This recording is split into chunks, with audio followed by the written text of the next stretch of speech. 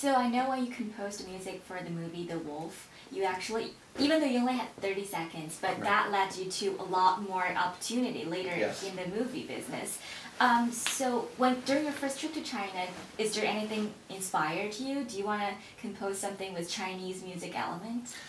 Definitely, and what I've learned is that by putting myself into the culture, that's where things come out, right? So instead of thinking ahead, I'm very excited to start to interact with Chinese musicians and the instrumentation, which I love, and you're going to say the names because I forget what they're called. The long, yeah, and just beautiful sounding instruments, and I play with a cellist, and so I think he and I, along with some other people, will probably make some interesting music, and I'm really looking forward to that. And also, I know you wrote a music for you and Akon to play together for people in Africa. Right. Yeah, and that's another example where, Akon heard some music of mine that I had written, and then he said, let's collaborate, and then we did another song together, and that was such a great surprise. And that's the fun of music, is it comes from inside, from your heart, and then other people hear that, and they respond the same way, and you end up with these collaborations that I couldn't imagine that, and I'm sure I can't imagine what will happen in China, because people will hear what I'm doing, I'll hear what they're doing, and we'll respond because of how we're feeling. And I like working that way, as opposed to saying, oh, you do this, I do this, let's make something happen, as opposed to let's just allow something, to come out of meeting. Yeah. So I think, as we all know, your dad is very fortunate to, make a success out of who he is and what he's acknowledged of. So looking back, what do you want people to think about you and your work? Well, I hope that it kind of transcends, it's more than just the music or the speaking, but that they remember how it somehow touched them.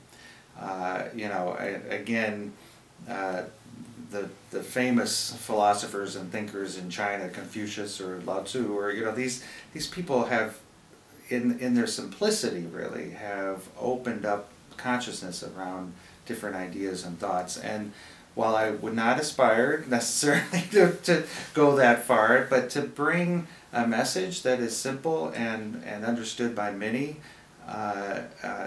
is what I hope for. Is that again, it's my father is looked at as this very wealthy person, but he really is a very wise person and a very patient and understanding person, and that has allowed him to make a lot of money, but the money isn't the thing. That's not what's important.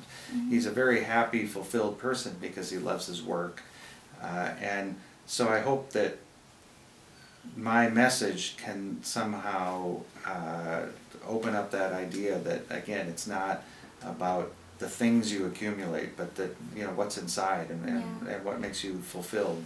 And hopefully it'll go well in China. Definitely. And some of the core values that you mentioned in the book I like is responsibility and honesty. Right. Yes. Why do you think it's very important to you?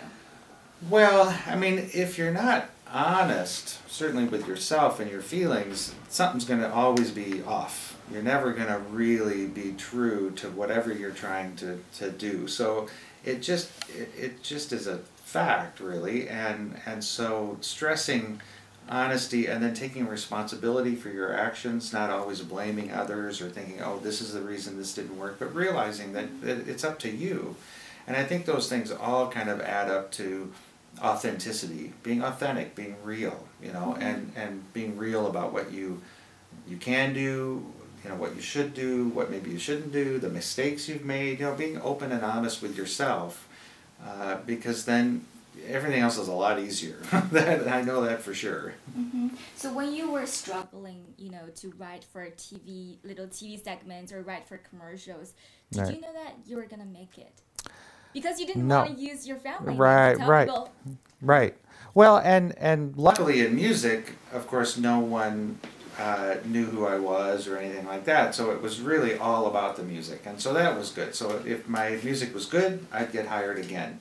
And if it wasn't so good, then I wouldn't. But and you still struggled from TV to, commercial to yeah, to film. film and different things. And it was really, I loved the work. I wanted to do well. And usually if you really are passionate about it and you want to do well, you do. It sometimes takes some time, and every commercial wasn't successful, or every job I wasn't perfect at.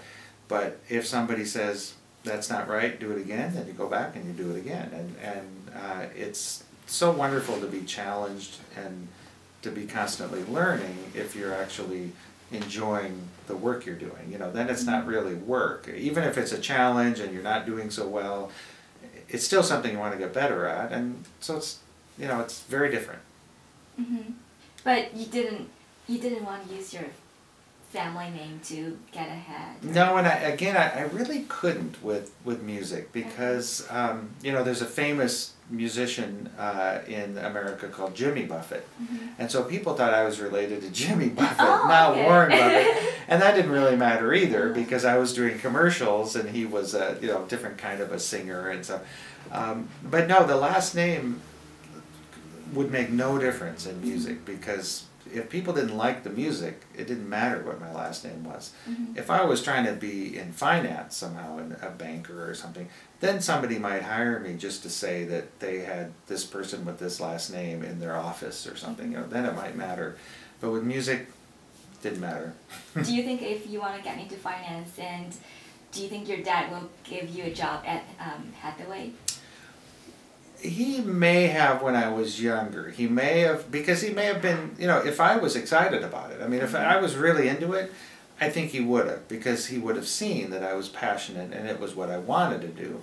If it was just an easy way out, something to do just because I didn't want to do anything else, then he wouldn't have, because my heart wouldn't have been in it. And that's what he would have recognized, and I would have too. I believe as you are getting older, you're getting more wisdom as well. So I remember one of the stories that you talk about in your book is the trip you took to Europe, and you saw the daughter of your friend, right? She has a very rich family, and what do you think about that? Well, yeah, and there was such fear around how to raise someone with so much wealth, when there is no connection, again, to how that wealth was made. I think that's, again, to go back to China too, if you're young and all you see is wealth and material things, and you don't understand that it took a lot of work and a long time to get there, you just think that's the way life is, and what's the big deal, and can't I just get the things I want?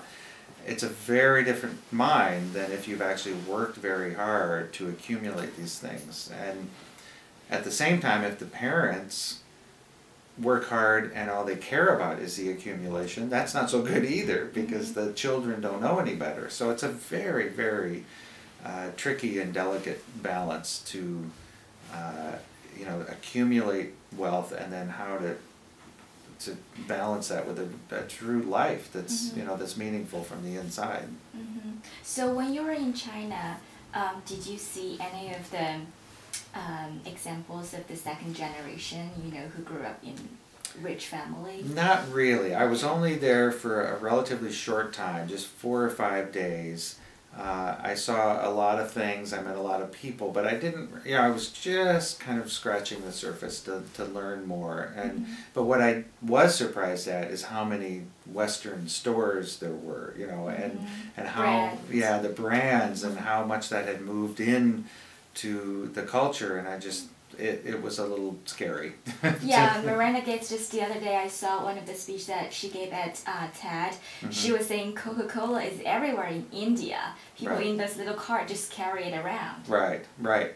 And when you see all these brands, and especially the brands that they're not things you absolutely need, but they're things that if you have money you can buy, and that, again, it's a little of a concern. So when you give out gifts, do you care about the brand? Do you buy Louis Vuitton, Prada? No, definitely not. No, I look for something that is either meaningful for me to give someone because I think they would enjoy it, or I know that they actually need or want for some reason. But I don't think I've ever looked at a brand. And I know that today is actually a big day for you and Yes. your daughter. Congratulations. Yes, thank you very much. Yes. May I ask, what did you get for your daughter?